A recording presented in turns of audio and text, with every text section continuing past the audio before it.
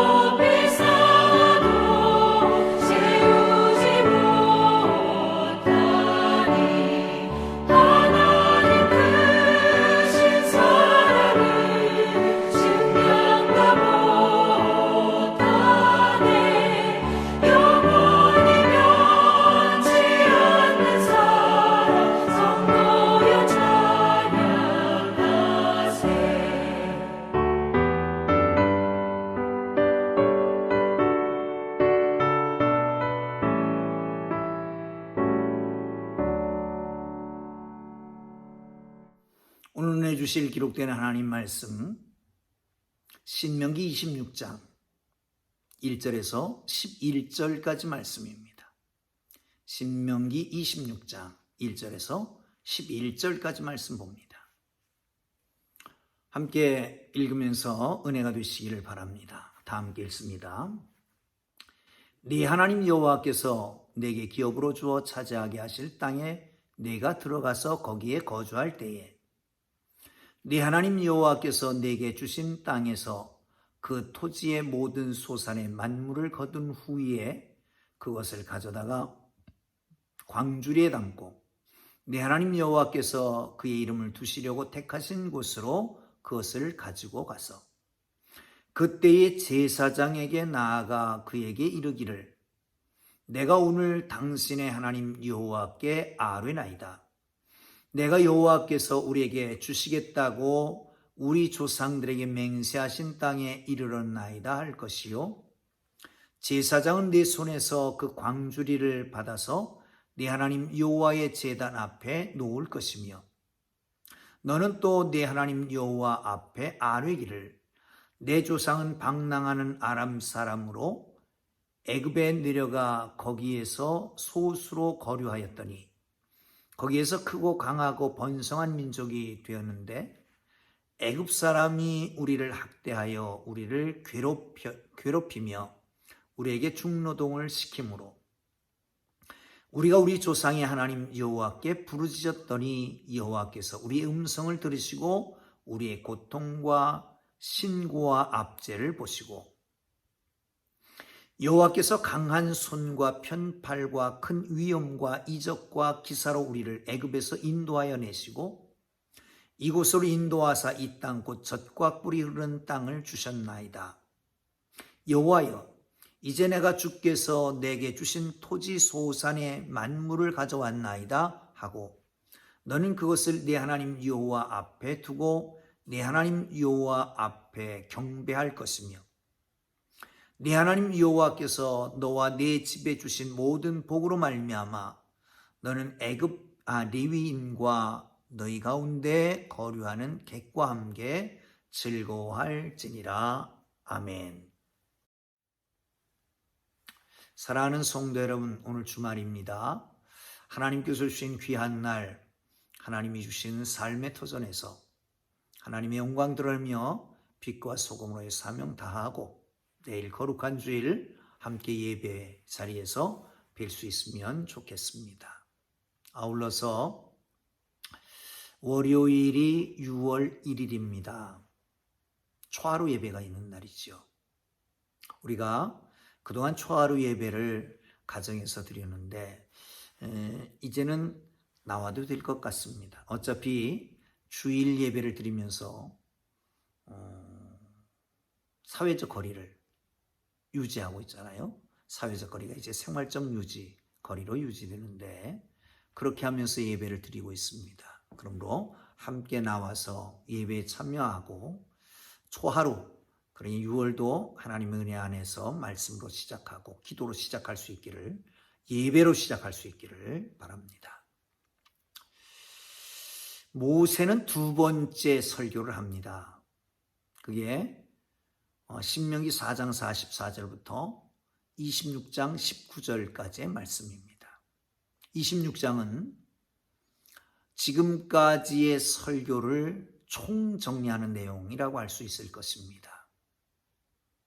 율법의 대강령인 하나님을 사랑하고 내 이웃을 사랑해라 라고 하는 부분을 다시 강조하고 있는 것을 볼 수 있습니다. 이제 약속의 땅에 들어가게 되면 농사를 지을 텐데 거기에서 소산의 첫 열매를 드림으로 하나님께 경배하라는 것입니다.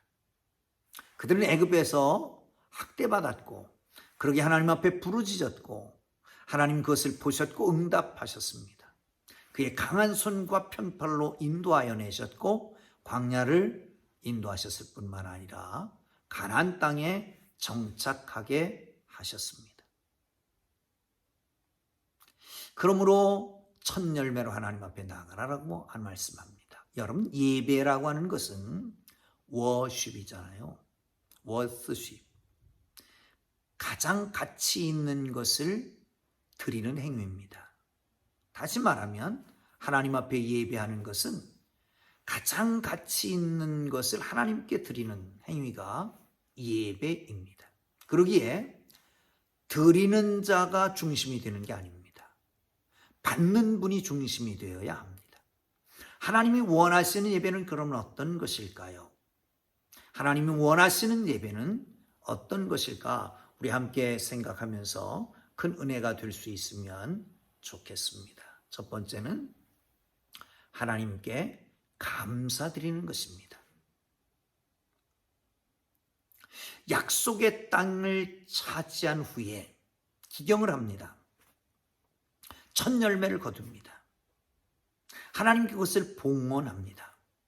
이때에 첫 소산을 드릴 때에 진심으로 겸손한 고백과 함께 드려야 됩니다. 이렇게 말하고 있습니다.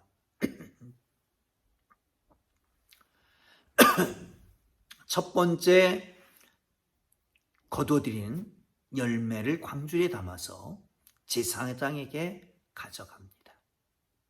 그리고 제사장 앞에 이렇게 고백합니다. 내 조상은 방랑하는 아람 사람으로서 애굽에 가서 거기에서 소수로 거류하였는데 큰 민족을 이루게 하였고 그리고 여기에 정착하게 했었다. 여호와께서 이제 내게 주께서 내게 주신 토지 소산의 만물을 가져왔나이다 하고 넌 그것을 네 하나님 여호와 앞에 두고 네 하나님 여호와 앞에 경배할 것이며 라고 말씀하고 있습니다. 이스라엘 고백은 새 땅을 주신 하나님께 감사하는 것입니다. 첫 열매를 드리면서 역사 중에 함께 하시는 하나님께 감사를 드립니다. 아브라함과 약속했던 것의 성취로서 이스라엘 가나안 땅을 차지하게 됩니다. 아브라함이 그러잖아요. 여기 이 땅, 네가 보이는 땅, 이 땅을 너에게 주리라 말씀하잖아요. 그리고 땅에 대한 축복, 자손에 대한 축복도 하죠.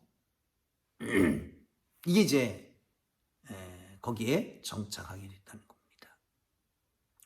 출애굽, 광야 생활을 인도하시고 약속하신 기업을 주셨음에 대해서 감사하는 겁니다. 그리고 첫 열매로 그것을 온전하게 하나님 앞에 올려드립니다. 우리의 드리는 예배와 예물, 여러분 진정이 담긴 감사 예물을 드리고 있습니까? 감사 예배를 드립니까?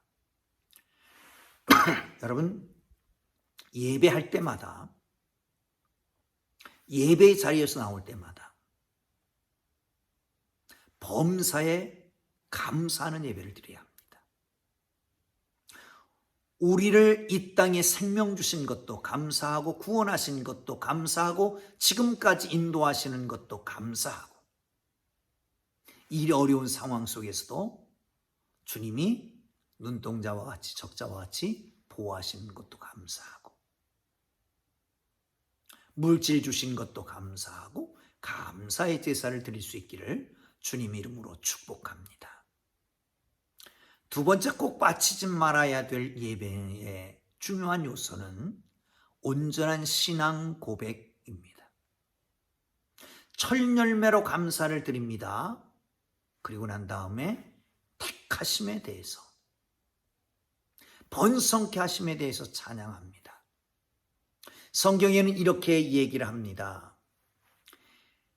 애굽에 있을 때에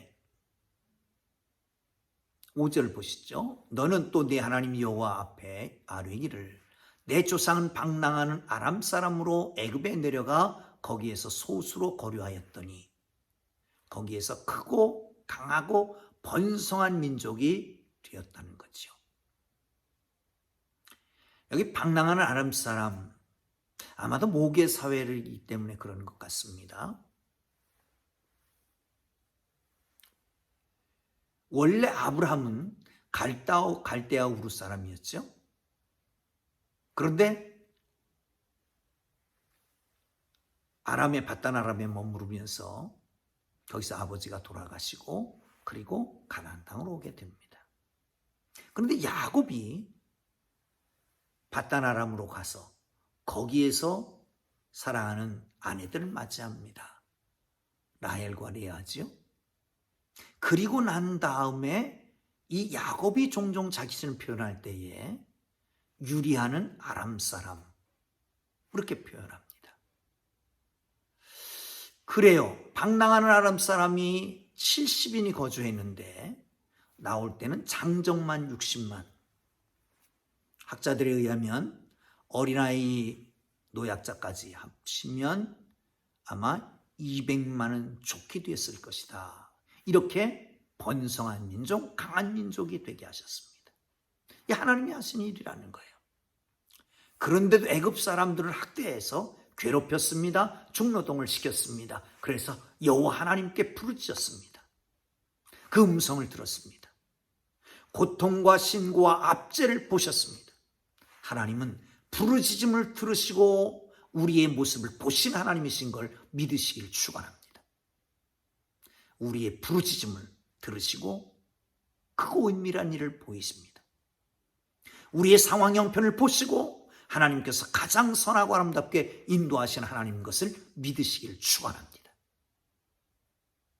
그리고 하나님에 대한 고백을 합니다. 하나님 여호와께서 강한 손과 편팔과 큰 위엄과 이적과 기사로 우리를 애굽에서 인도하여 내셨던 거예요. 여러분 여기에서 보시면 강한 편팔, 큰 위엄, 이적과 기사, 이스라엘 백성들을 애굽에서 인도하기 위해서 이렇게 많은 수식어를 씁니다. 강한 손, 편팔, 큰 위엄, 이적과 기사, 애굽에서 인도해 내신 거예요. 사랑하는 성도 여러분, 하나님의 손은 강하십니다. 크고 놀라운 팔로 우리를 안으십니다. 큰 위엄과 이적과 기사로 우리를 어렵고 힘들고 고통 가운데 있는 상황 속에서 인도해 내시는 하나님이신 걸 믿으시길 축원합니다. 여러분, 우리의 현실이 어떻습니까? 정말 사람으로는 할 수 없습니까? 불가항력적인 일입니까? 하나님의 강한 손과 편팔과 큰 위엄과 이적과 기사로 이스라엘을 애굽에서 인도해 내셨던 것처럼 우리들이 이 상황 속에서 벗어나게 하실 줄로 믿으시기를 축원합니다. 할렐루야. 그리고 그를 젖과 꿀이 흐르는 땅으로 인도하셔서 그 땅을 주신 겁니다. 소산도 주신 것입니다. 그래서 감사하는 것입니다. 사랑하는 성도 여러분, 그렇습니다. 하나님에 대한 분명한 고백이 있어야 합니다. 예수님에 대한 분명한 고백이 있어야 됩니다.